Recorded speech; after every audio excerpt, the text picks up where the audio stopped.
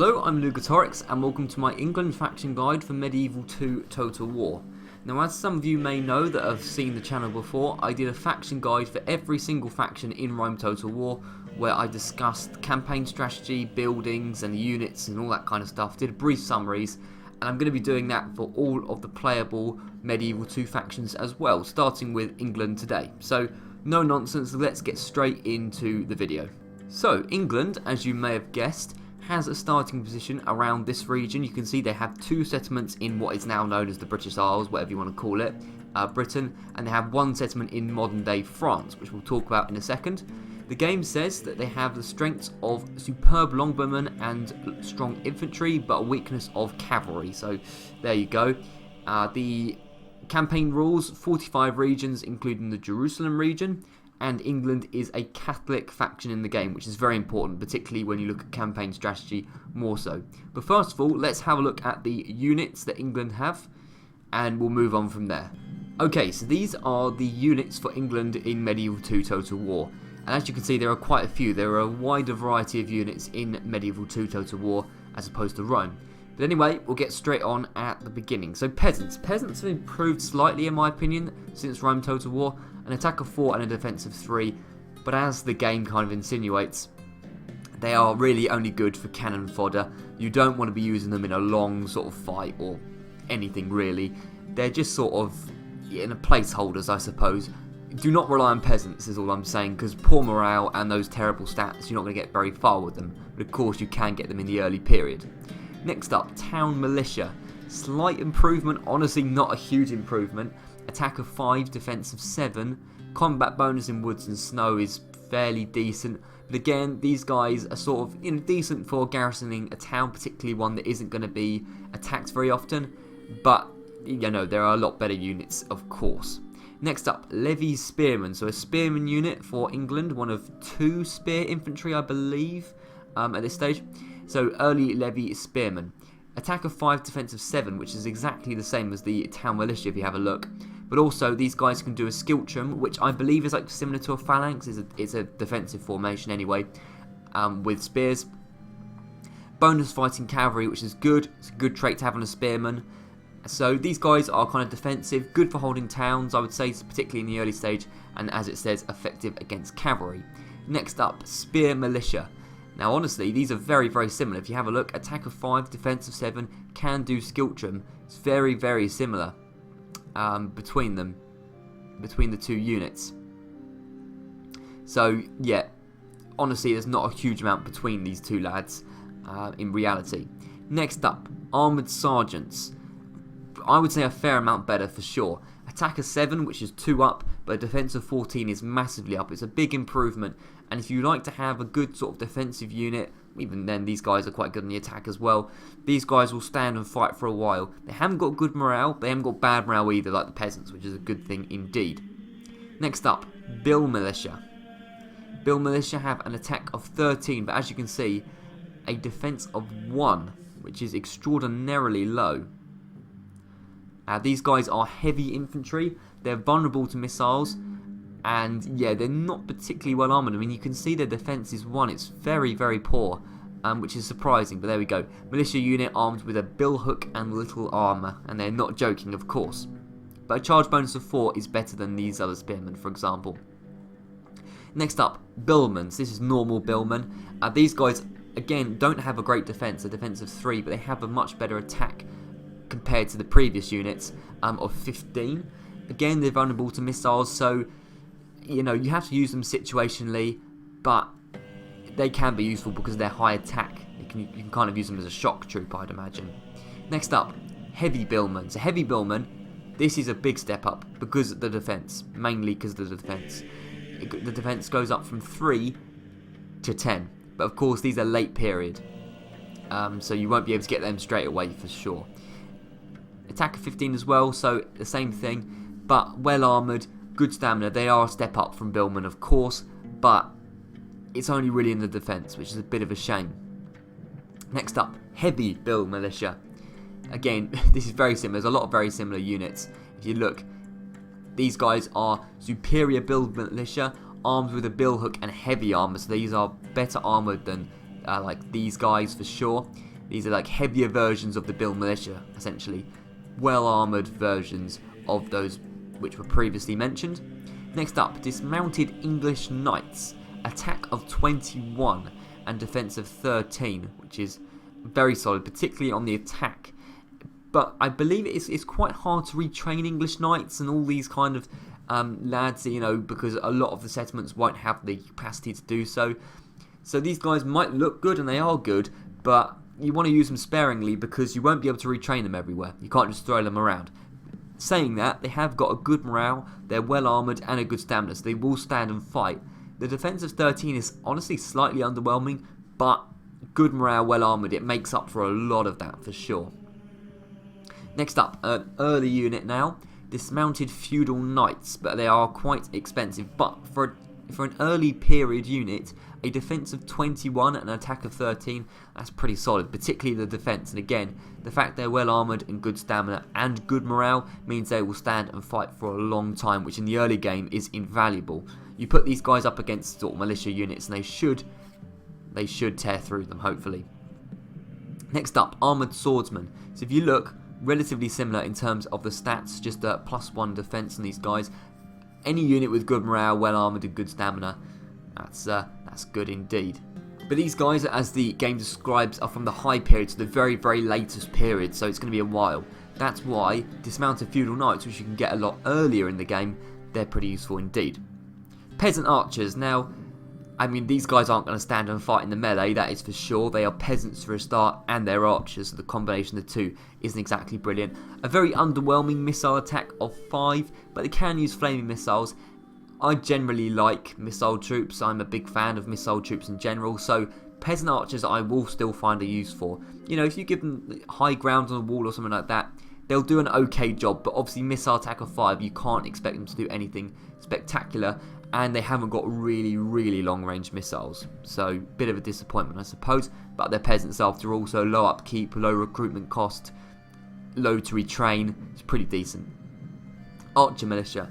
Now, missile attack of 5, very similar stats in terms of the melee, and they're vulnerable to missiles themselves, which is odd as well. So honestly, these guys are just they're ones that are just called to defend settlements. So these guys will be used on the field more, I imagine. They do have a knife and all that.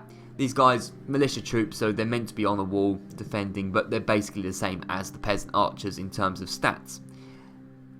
Right, how do you say this? Blimey.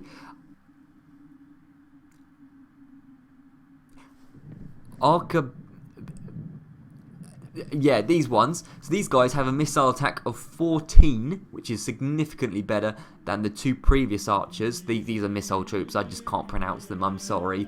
I'm not an expert on medieval history. Attack of 6 and defense of 3. So an attack of 6 for a missile troop is pretty solid. It means they can do a decent melee attack, but the missile attack of 14 is very strong indeed. Of course, they're vulnerable to missiles themselves. They're not a good defensive unit, but they will do a solid job. Fired at close range, this noisy, smoky and lethal weapon causes morale damage as well as physical hurt. So of course this is a late game troop. They're not archers, so that's why they do so much more damage than these guys. And obviously these guys you can get in the earlier periods, whereas these lads are in the later periods. So they're naturally going to be a lot stronger, and they are particularly at close range pretty lethal, I would say. Sherwood archers. These guys are early on, and these guys are awesome. 16 attack, 9 defense, missile of 13. So it says wielding a longbow made of yew and able to hide in any terrain. These men are excellent ambushes and are outstanding marksmen. Pretty cool. And the fact that an archer has good morale, long range missiles, which is better than the peasant archers and the archer militia. That's really awesome. These guys, Sherwood archers, pretty legendary, but I believe you can only recruit them in certain places, which is a shame. And also only 16 a unit as comparison to 120, so you can get double the amount of archers in one of these units. So these guys you'll be using a lot more commonly than the Sherwood archers, unfortunately. Next up, longbowmen in the high period, so late game. And honestly, in the late game, I would doubt that archers are that useful, to be honest. But anyway, that's a matter of debate, I suppose. Missile attack of 6 is only slightly better than the peasant and militia, archer militia. but the melee attack of 7 and defense of 4 is a fair step up, so they are more competent in the melee. And I do quite like an archer that is competent in the melee, just because if they get hit by cavalry, for example, they can hold their own for a little while anyway, so that's pretty good. Next up, yeoman archers. I hope, again, pronunciation, you can correct me in the comments if you wish to do so. Missile attack of 8, defense of 5, and attack of 9. These are late period, or high period as it calls it here, troops. English freeholders, required by their king to be trained in warfare. Highly skilled ranged troops. Long range missiles, so anyone that's got a long range missile is pretty good indeed. Next up, late period retinue longbowmen. Attack of 10, defense of 14 with a missile attack of 8. So a pretty all-round troop here. They're soldiers who are good in the melee. You know, that 11 and 14, that's a really solid melee attack and defense. If you add a missile attack of 8 to it as well, that's a really awesome complement to that. Pretty all-round good troop you have here. Long-range missiles again as well. You can use sharpened stakes. That's quite interesting as well. Let's go over to the cavalry. Now, the game flagged the cavalry as weak, and I would say, yes, it is relatively weak. In all periods, really. So, Hobilars, again, apologies. Hobilars, early period cavalry, light cavalry with spears, useful for chasing down light infantry and pursuing fleeing enemy. And what that's basically saying is, unless you want them to rout relatively quickly or die, basically, don't get them to charge into a long protracted melee with a decent, spearman. I mean, I would never advise charging spearmen with cavalry anyway, but any kind of infantry, it's not meant for that. These guys are to sort of flank late in the battle, and then pursue fleeing troops, as it says, because they're fast moving, because they're light cavalry. Although I have to say, the light cavalry in Medieval 2 Total War, to my mind, seems significantly slower than the light cavalry in Rome Total War. Next up, merchant cavalry militia. Poorly trained, that's a great selling point. Poorly trained, but well-equipped cavalry who fight with a sword. 6 attack, but 14 defense. If you look at the defenses, double that of the previous cavalry that I mentioned, so they can hold their own a little bit more, which means that they are better in an actual long fight. They will be able to hold their own against infantry like so. Next up, mailed knights, another early cavalry, and these guys are more solid. It's more round. Attack of 10, defense of 14, and good morale cavalry I find generally is pretty overpowered. The fact that cavalry can stand there and fight, and they don't need that charge bonus, which is 6 incidentally, that's pretty cool. And it can be pretty deadly if you're to fight against them. But again, these guys are pretty expensive and all that, so in the early game, I don't know if you'd really use them that much for sure. Next up, demi lancers. Armed with a lance but less armour, these units are mobile and deadly. 13 attack, 12 defense, and that's not terrible, the defense. The fact that, again, that they have good morale. I mean, yeah, this is, they still are well armoured, it says. Powerful charges of 8, which is very solid indeed. I think the game's kind of underselling these guys a little bit, because their stats look pretty solid, and any troop with good morale is a good troop in my eyes, pretty much. Next up, feudal knights. Early on, but again, expensive to maintain and recruit and all that, because they have the heavy armour, they're good morale. Again, good morale cavalry, so that's pretty solid. Attack of 10, defense 16, slightly underwhelming attack, but a charge bonus of 6 will do a solid job indeed. Let's move down slightly. Okay, that's nearly all of them. Next up, General's Bodyguard. This unit here, of course, the classic General's Bodyguard. Attack of 13, defense of 16, pretty solid. Good morale, very good stamina, powerful charge of 8, and well armoured. So you would expect the General's Bodyguard at least to be a good unit of cavalry. Use these guys well, and they will be very effective, like all General's Bodyguard, pretty much. Next up, English Knights, late period, lads. 10, 16, charge bonus of 8. Honestly, a lot of the cavalry looks very, very similar, but these are elite warriors. Steel plate armor, so they're going to be hard to hit with missiles and all that. They pack a punch, and they're hard to kill, as the game says. Next up, General's Bodyguard. So late period General's Bodyguard. You can see they have a better defense if you compare them to the earlier one. 13-16, 13-17, and yeah, the hit points are exactly the same of 2. But again, good morale. These guys are pretty solid. You can just see they're more well armoured. They're better armoured from the picture because of that good steel plate. Next up, Knights Hospitalier. Sorry if I pronounced that wrong. Anyway, cavalry. Well trained and disciplined, these knights are amongst the deadliest heavy cavalry in all Christendom. So not very fast because they're heavy cavalry, but again strong troops with an attack of 13. You put that with a charge bonus of 8 and that's a 21 attack, which is pretty strong indeed. Plus 16 defense for cavalry. That's pretty good as well, I'd say. So the late period cavalry, they can kind of hold their own a little bit more. Good morale, powerful charge, well armoured, more of the same really. It is pretty solid. Next up, Knights Templar. Elite and some say reckless knights formed to protect Christian pilgrims in the Holy Land. So you're going to be using these on crusades, mostly, pretty much. Can form a wedge, good morale, powerful charge. They're fighting for their religion, so they're obviously going to do a good job. So let's have a look at the siege equipment and all that. Ballista. So Ballista, they've been back since Rome Total War. Attack of 55, defense of 8, which honestly, defense of 8 that's not too bad. Anyway, so yeah, these are basically like massive crossbows, I suppose is the best way. Long range missiles, good morale for the troops that are holding the thing. Obviously, pretty solid. I honestly don't use I never use them much in Rome Total War. I don't think I really use them much in Medieval 2 either. I would probably use a catapult more, to break down walls and all that, because that's what they do. Area attacks, these guys are a lot less accurate, of course, which is the frustrating thing, but they're good at knocking down walls. That is something they can do. And I do find that occasionally catapults are useful, like on a bridge battle maybe. If you're just firing down onto a bridge, they can be quite cool. But having siege equipment in your army slows it down massively, so it can be very annoying lugging that stuff around on long distances, that is for sure. Next up, Ribolts. I need to look up the names of these things before I do these videos. That is my bad. There's too many tough pronunciations for me. Anyway, a small multi-barrel wagon, mounted cannon. So pretty badass stuff in the late period. A good defensive tool, able to fire in a 9-barrel barrage. So yeah, long range, can impale several men. Pretty lethal, not against buildings though. Next up, Trebuchet. That is something I can pronounce, that's good. These are giant rock flinging artillery piece. They're useful for taking down buildings. You can see it's a 90 attack against buildings. Area attack, very long range missiles, which is awesome. Flaming missiles, can launch rotting cows, who doesn't want to do that? And good morale. I suppose not if you're vegetarian, I don't know. Mortar. Siege weapon capable of firing over walls and plunging shots down on enemies hiding behind said walls. So these guys are for breaking down walls. And 150 attack against buildings is awesome. But again, really late period stuff, so you're not going to be able to use it for a while. Bombard. Very similar thing. Primitive siege gun forged of bronze or iron. Can shoot solid stone or flaming shot.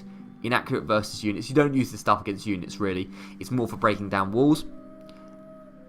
Culverin, late period, 230 attack versus buildings. Very long range missiles, good morale, can't hide. Well, yeah, that pretty much didn't need to be said. And then these guys, these are like the special units that can only be recruited or mercenaried, bought, whatever, in certain regions of Britain. Welsh spearmen, you can guess probably where they're from. Wales, unless you're not very intelligent. They can do a Skiltrum, 7 attack, 6 defense, so, yeah. Fierce Welsh mercenaries who fight unarmoured, that's the reason why they haven't got very high defense. But if you look 150 in a unit, so the fact they're numerous is pretty good. And any unit that can do a Skiltrum, I reckon, is pretty decent as well. And Irish Kerns, early period, they can't have a melee attack, but if you look on the missiles are actually better than the Archer and Peasant Militia, which is pretty cool, but they haven't got the range that they do, I suppose, because they are throwing javelins as opposed to firing bows. Anyway, that took a while. There's a lot of troops in Medieval 2 Total War, so these faction guides are going to be a lot longer, but nothing I can really do. Anyway, I'll get on to the campaign strategy now, after we look at the introduction video.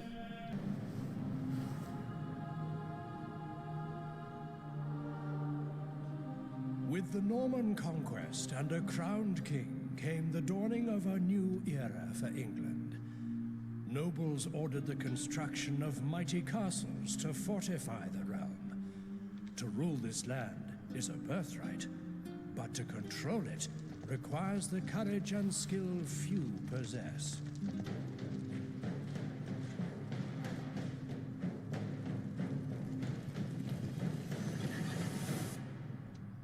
It is a kingdom beset by enemies. The Scots press at its borders, the Vikings to the north, and the French separated by a mere channel of water.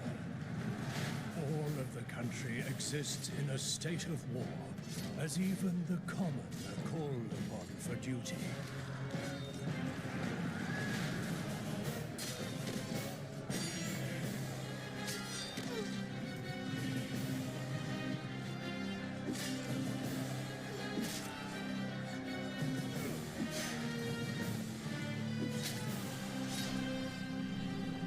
In these times of total war, it rests on the shoulders of those who lead to ensure the kingdom does not fall into ruin.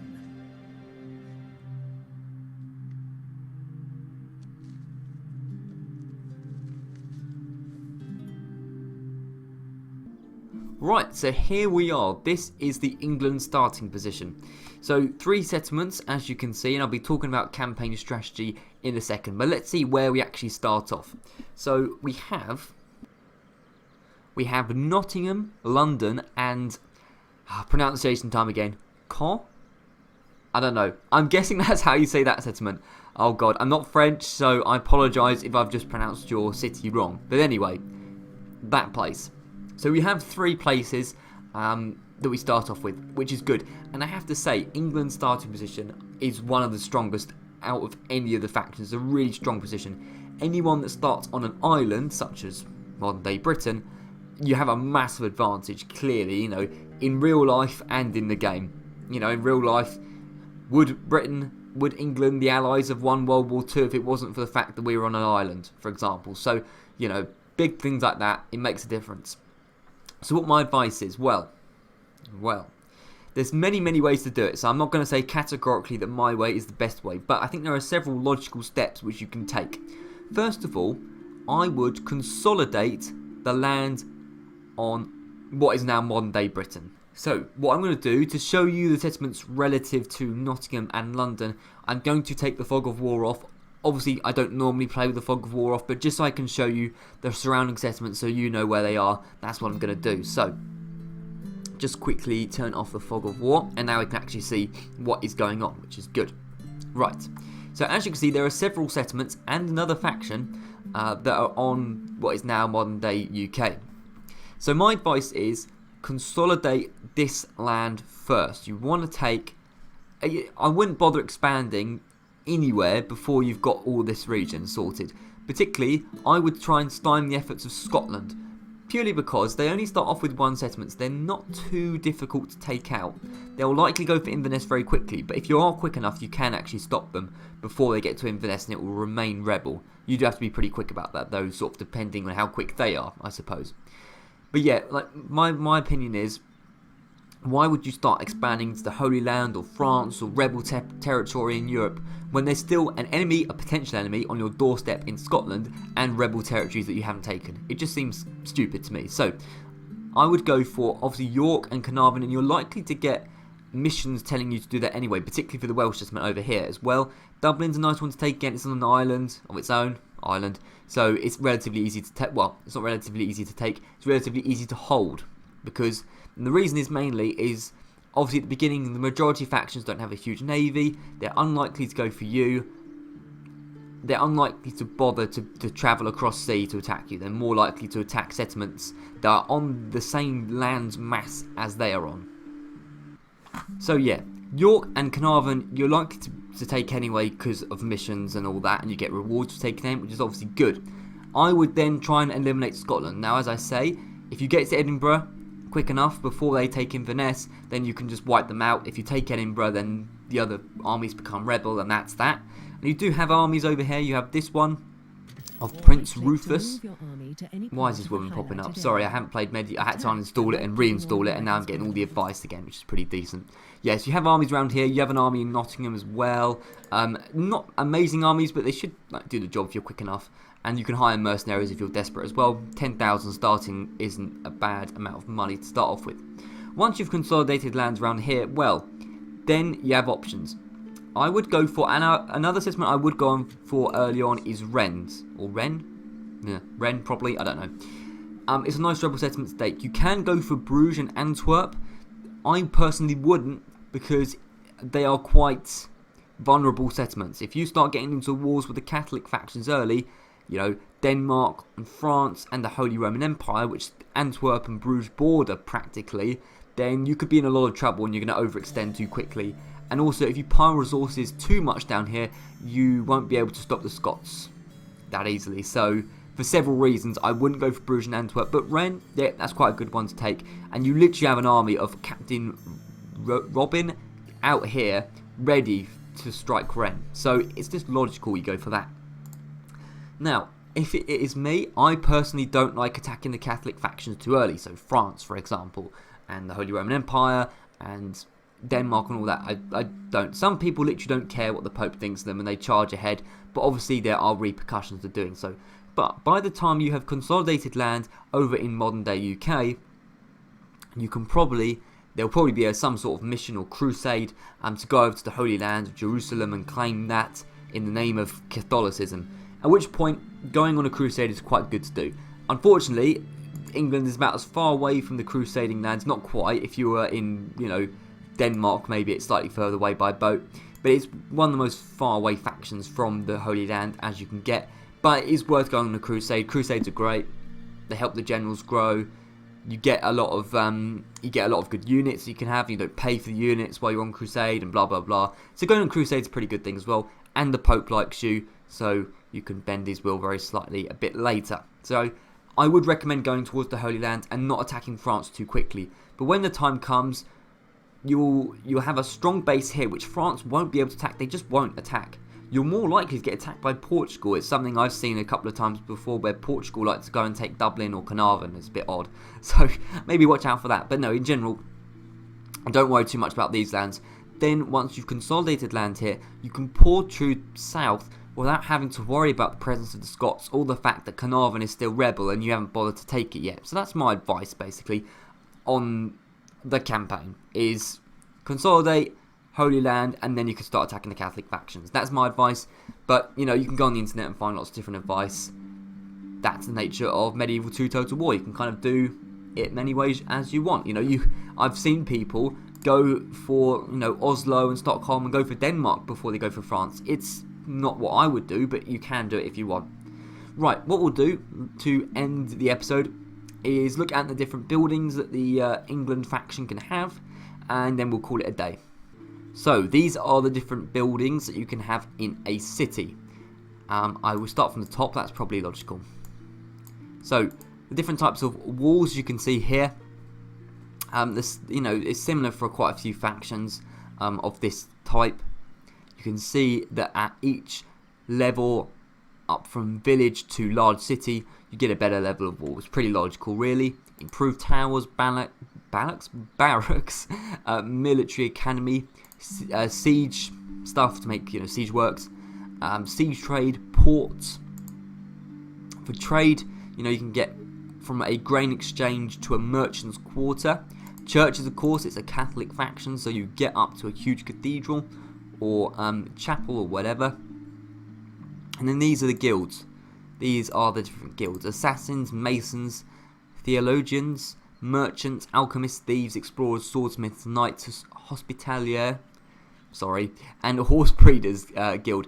If you want me to look at the different guilds another time, I can do that if that's what's requested. But there you go. This is just showing you. And then for the castles, these are obviously a lesser variety of buildings that you can get, because it's a castle. It's more of a defensive thing rather than a trade settlement. But these are the different guilds and buildings you can get in a castle as well. But of course, the walls, the walls, it goes up to a citadel, so pretty amazing walls and all that. So anyway, that is my just general guide for England as Medieval 2 Total War. You can play it many ways. I think England is a cool faction to play as. As I say, their starting position is very strong. So you should take advantage of that. Indeed. But yeah, I'll be doing faction guides similar to this for all of the Medieval 2 Total War factions, like I did for Rome Total War. So keep an eye out for them. Thank you very much, and I'll see you around.